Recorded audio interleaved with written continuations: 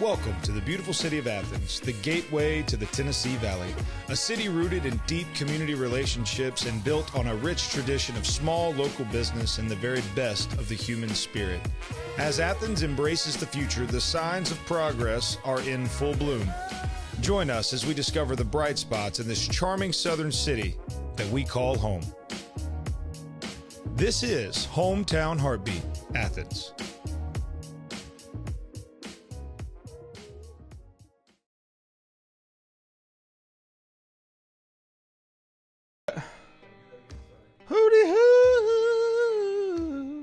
What was that, Connor? Connor started hollering at me over there. Speaking of Connor, let's check in with Connor. Connor, how you doing today, buddy? Hold on a minute. Uh-oh. There he is. My camera's gone. Oh, my goodness. We didn't check that before we started. Oh, well, my goodness. Connor, 50th anniversary extravaganza, and we didn't even check the cameras. Yeah.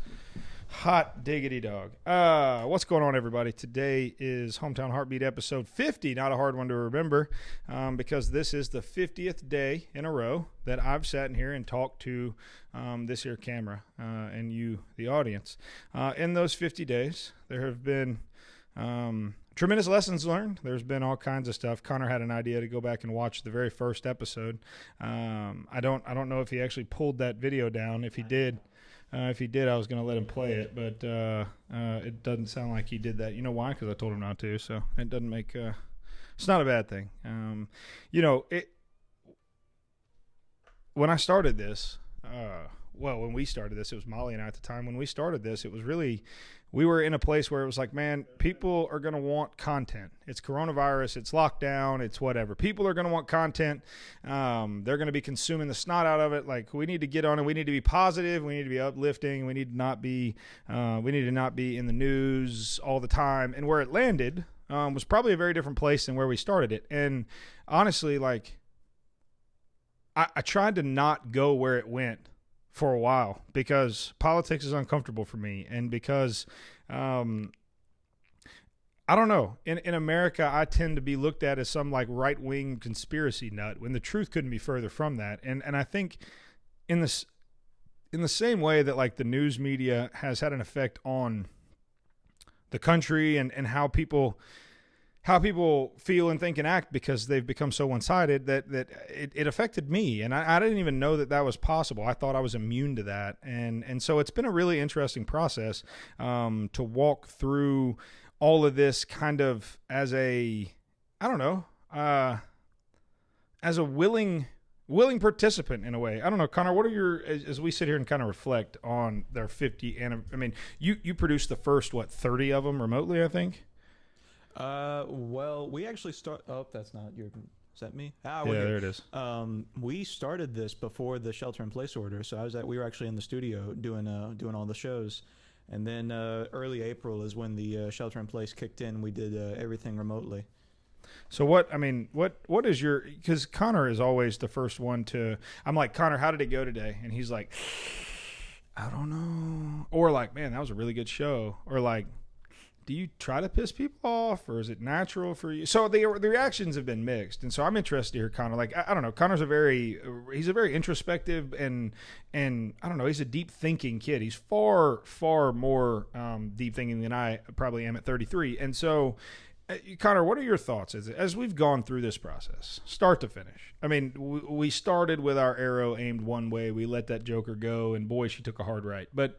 But where we're at today, where we've come from, I don't know. What are your thoughts? I mean, just give me some summary points on all this, because I have a hard time putting it in its proper place sometimes. Maybe like it feels, I don't know. It doesn't feel, the opportunities that we now have and the announcement that we're still waiting to be able to make doesn't feel like, I don't know. It doesn't feel like a path that I thought we would have taken. So I don't know. Where do you think? I mean, what do you think about all this?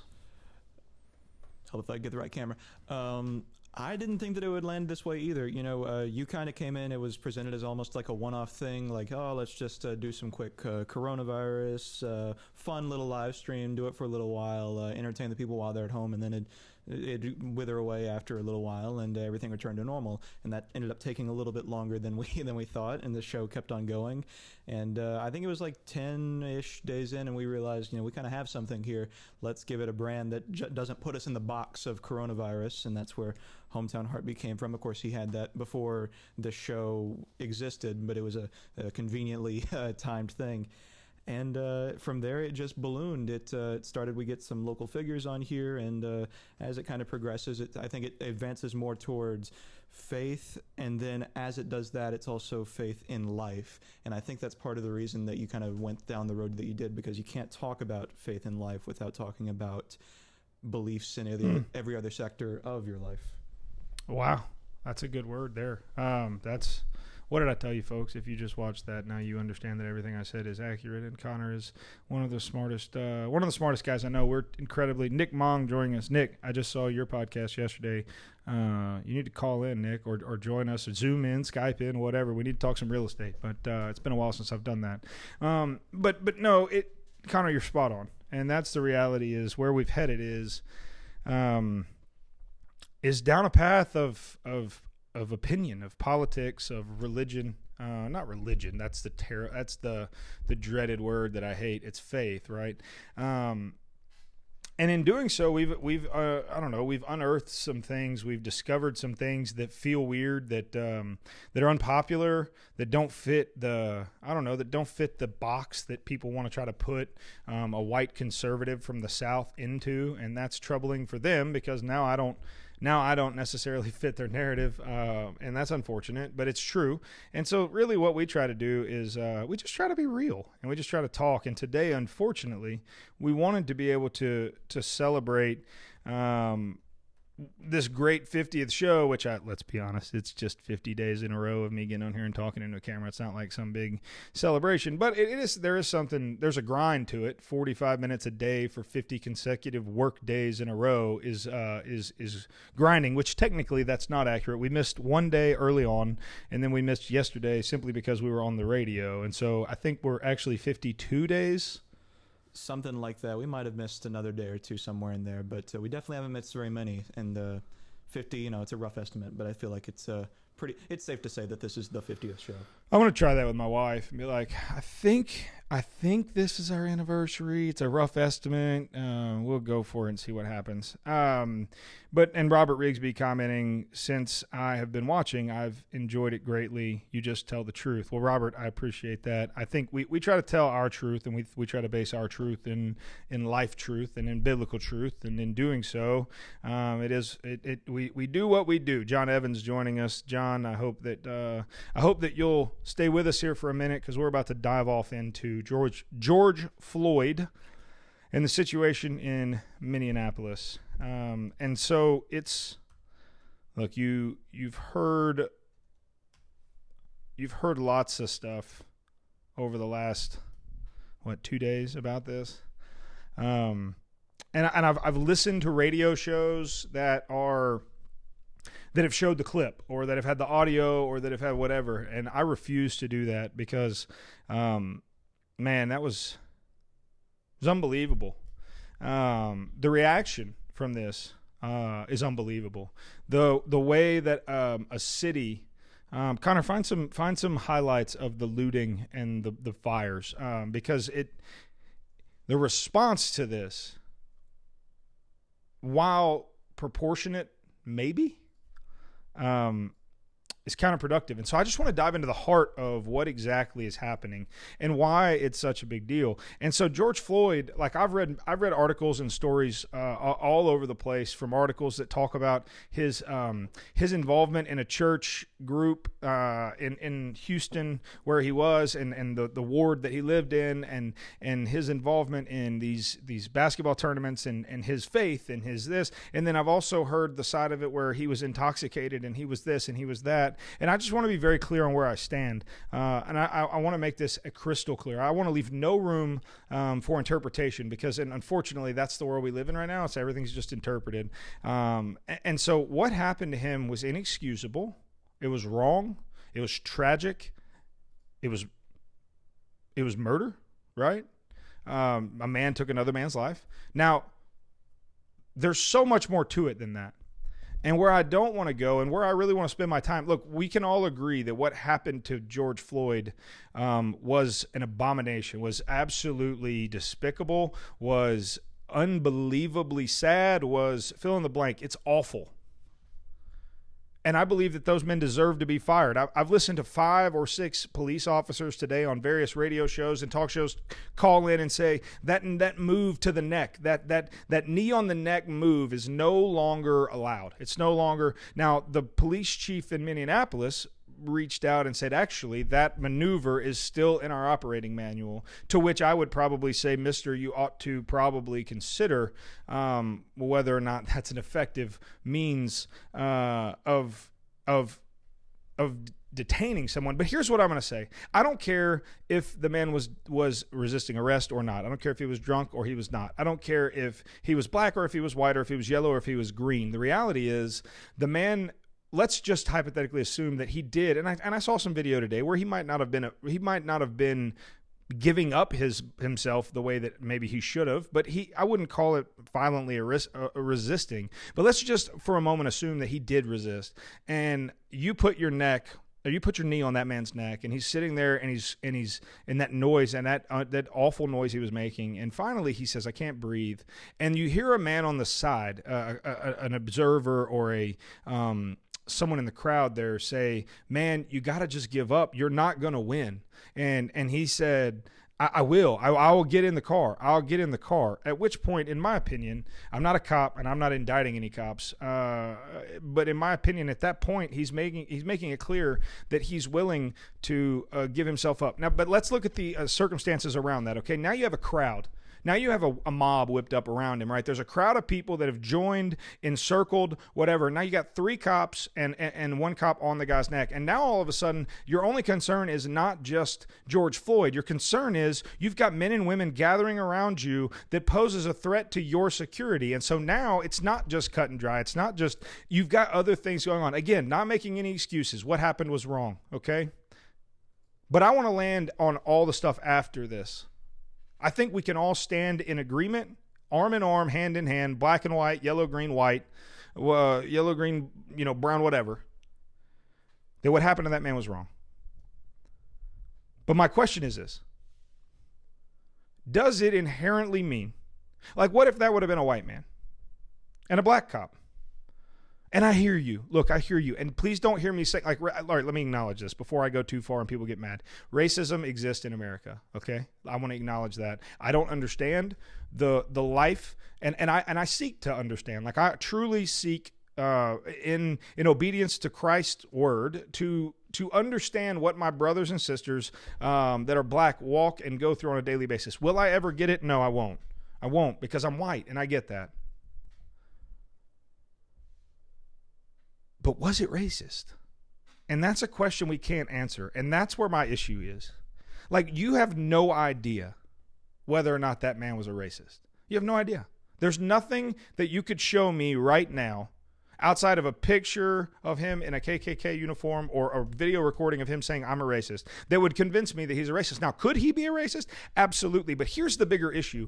There are police men and women all over this country who are incapable of handling the power and authority that are granted to them by that badge. Yellow, white, black, green, doesn't matter. The power that's given to a police officer the moment they strap that badge on oftentimes draws people to it that ought never have the opportunity to wear it. And when those men and women step outside of the rules, step outside of the boundaries, when they go beyond what's required of them and step over into what I would call criminal activity, they are wrong. Period. End of story. All the way across the board. But are they all racist? I don't know. And neither do you. And my issue with the way that we've decided to handle this as a people is that inherently the first thing that comes out of everyone's mouth is, that's a racist cop hunting a black man on the streets of Minneapolis. Is that possible? Without question. Would it surprise me? Absolutely not. But there are men and women that wear the badge all over this country, and I've seen more of them posting in the last 72 hours than I have in a really long time, that they're flat out tired of hearing you say that every man in a badge is out to get a black man, because guess what? That is not accurate. There are bad people that do bad things, and some of those bad things are absolutely racist. And those people are despicable human beings, and we ought to hunt them down, find them, seek them out, rip the badge off their chest, and if they've done anything wrong, throw them under the jail. No problem with that. But what's resulted from this? Millions of dollars worth of damage to a city, by the way, incited by a mayor whose comment was, a black man ought not to have to be hunted down in this country. Great. Don't disagree with you at all. In fact, it is despicable to me.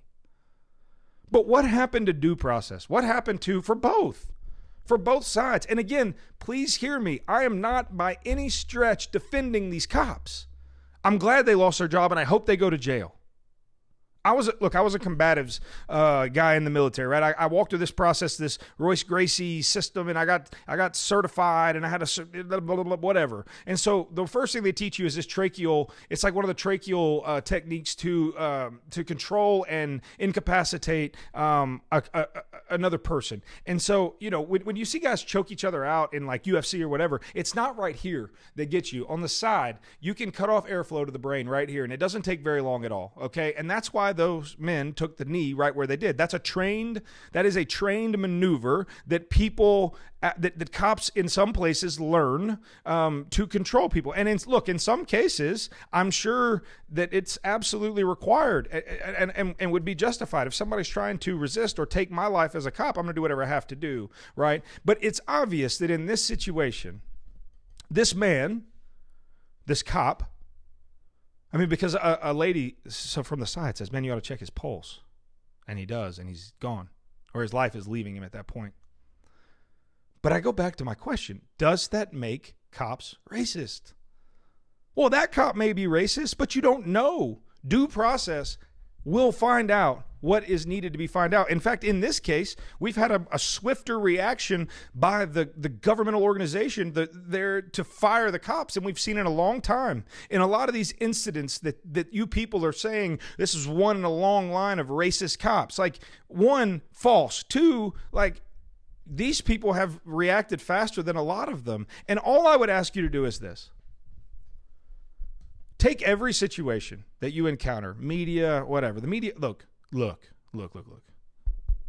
you're listening, look, I mean, if you think that what you read in the media has any modicum of truth and is not specifically written, look, how do they get paid? Clicks, popularity, ratings, right? We talked a few days ago with the lady that wrote the book on Vietnam, and that was the generation of if it bleeds, it leads, right? The more tantalizing the news story, the better it is for the news agency. And so inherently, like, it is of the best interest of news organizations to write tantalizing and captivating and, by the way, mobilizing being a better word there, a mobilizing title to their article, headlines. And racism has become that article. Again, hear me say this. Racism absolutely exists, and it's despicable. I live in the South, okay? For those of you that are watching from the Northeast or from wherever, I live in the Southeast of the United States. I see racism more than I'd like to admit. It's despicable.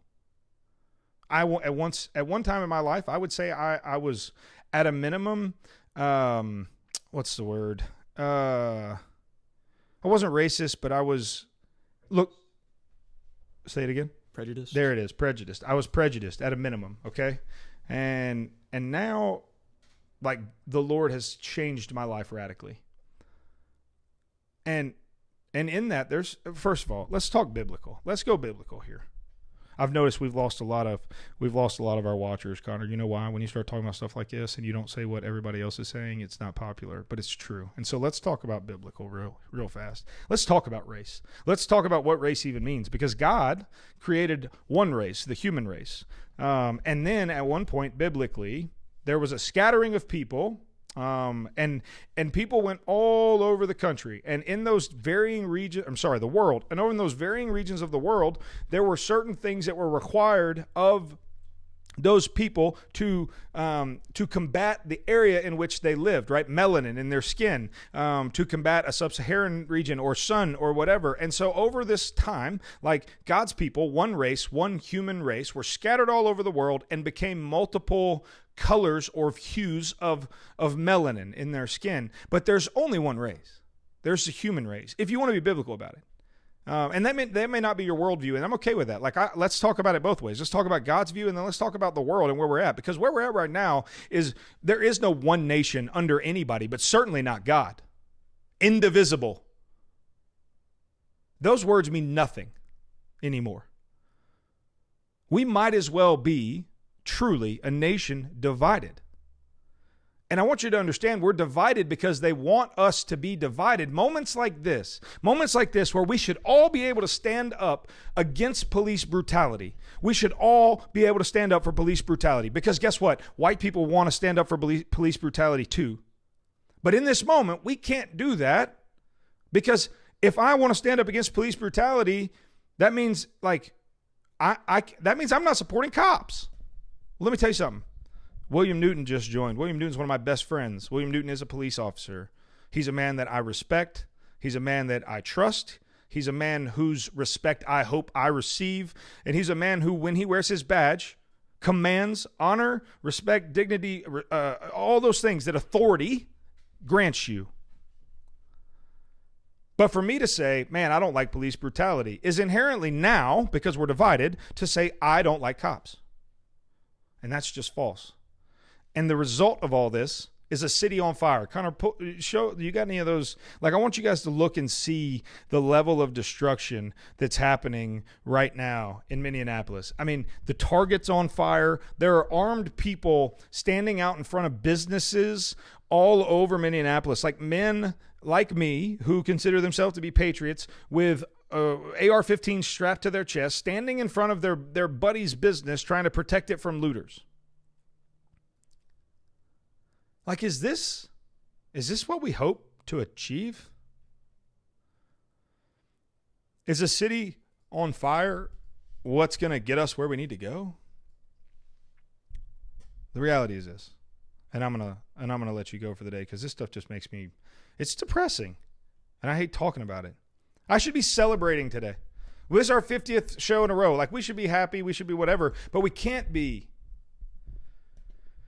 Because the city's on fire because one cop decided that he needed to be overbearing in his authority, and he killed a man. He killed a black man. He was a white man. There was an Asian man there. Does that make Asian people racist towards black people? He was there. He could have stopped him. He could have done something. Are Asian people racist? Do they hate black people too? Do you see the inconsistency in this? Can we not all look?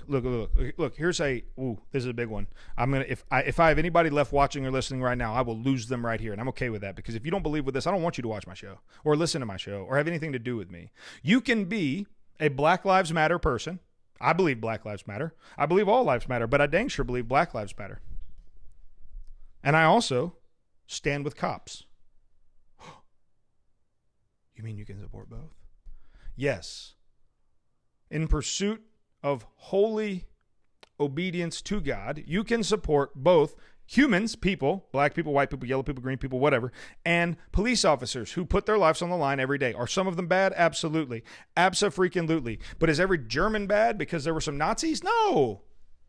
There were bad German people that did bad things way back in the day. And today, we're dealing with the exact same thing here. There are cops that have issues. There are cops that are racist. Guess what? There are grocery store owners that are racist too. They just don't have the power to kill people in the parking lot. Racism is a problem. It is a problem, and it needs to be addressed. And as a white man, I hope, I yearn to understand how I, as a part of this country, can be a part of the solution to end racism. But I also support like cops. And cops, like bad people are bad people, regardless. Again, was this officer racist? I have no idea.